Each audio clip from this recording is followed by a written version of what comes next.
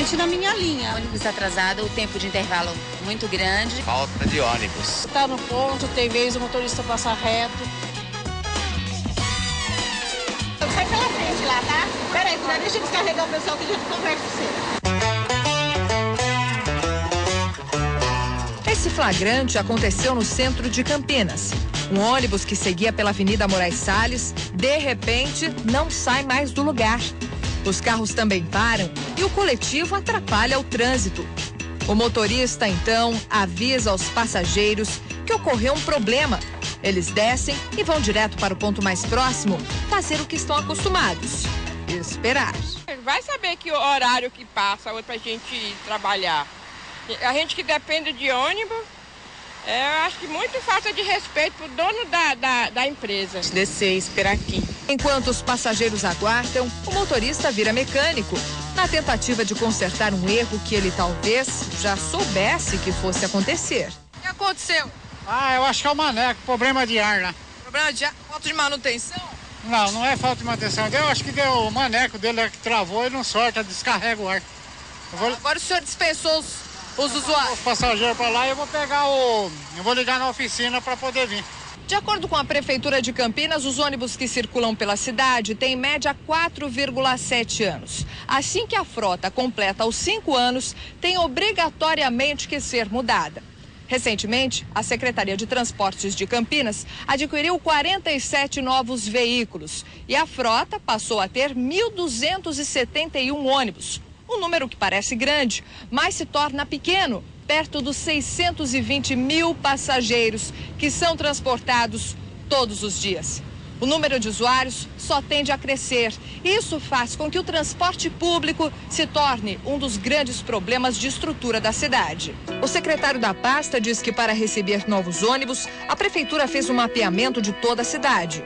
2 regiões apresentaram pontos críticos: Ouro Verde e Aeroporto. Há previsão contratual que em junho nós teremos mais cerca de 50 ônibus também para dinamizar todo esse processo. Alguns deles já foram distribuídos pelo Ouro Verde.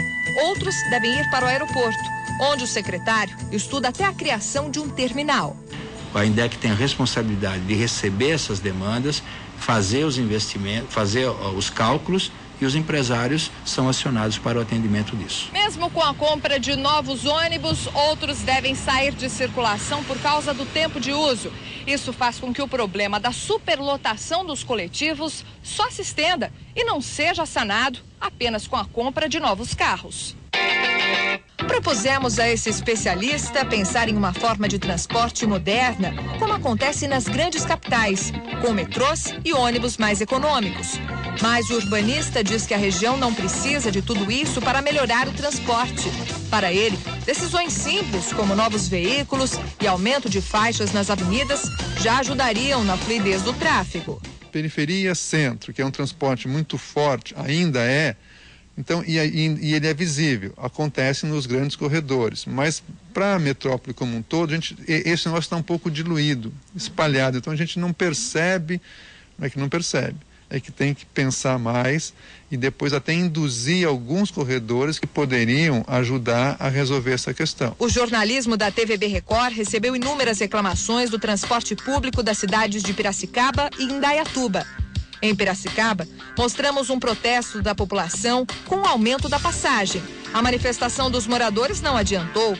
O valor continuou o mesmo. R$3,40 para um trabalhador que necessita do ônibus para trabalhar, por exemplo, significa 30%, mais de 30% do seu salário mínimo comprometido. A prefeitura da cidade diz que já iniciou um processo para a renovação da frota e que 34 novos veículos foram entregues na cidade, que conta com 265 ônibus para os quase 84 mil passageiros por dia.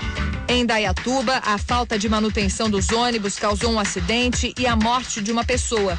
Na época, os moradores também chegaram a fazer um protesto contra o transporte público. 6 meses depois, voltamos à cidade.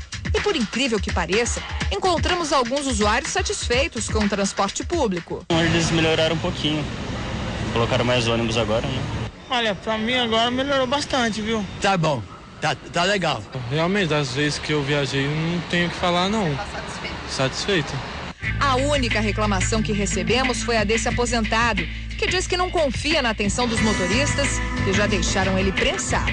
Os motoristas, tem hora que eles acham que ele é dono da empresa, eles não cuidam. Na hora que a gente está descendo, ele já fecha a porta e espreme. Já me espremeram uma vez e já vi espremer umas várias pessoas. O diretor de transportes de Indaiatuba assume que a cidade passou por momentos difíceis.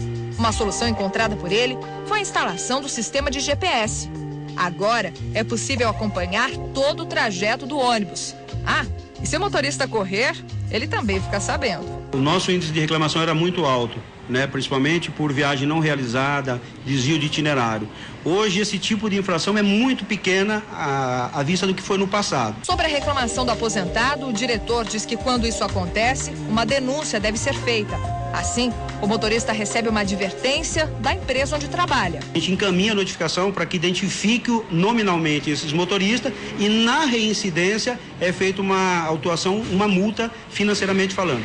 O mesmo acontece em Campinas, onde os motoristas que não respeitarem os usuários também podem ganhar advertência ou até afastamento do cargo. Existem mecanismos da INDEC cobrar a responsabilidade dos empresários. E existe um sistema de reciclagem permanente desses funcionários que por algum motivo estejam fora da posição adequada. Então, nós precisamos saber dessas reclamações para cobrar e a responsabilidade dos empresários de ônibus que fazem as reciclagens para melhorar a qualidade do serviço. Reclamar é preciso para que os especialistas consigam aperfeiçoar o sistema. Seguindo grandes exemplos, como os de cidades que já passaram pela crise no transporte, a reclamação, com investimento a longo prazo, podem resolver o problema. Mas as atitudes, mesmo que pequenas, têm que começar agora para que a cidade não pare. Corredores de ônibus. Eles funcionam basicamente como que um ônibus em leito próprio para ele. Então é reservar nas grandes avenidas uma faixa exclusiva para ônibus e disseminar isso para você criar uma estrutura de transporte público eficiente na cidade.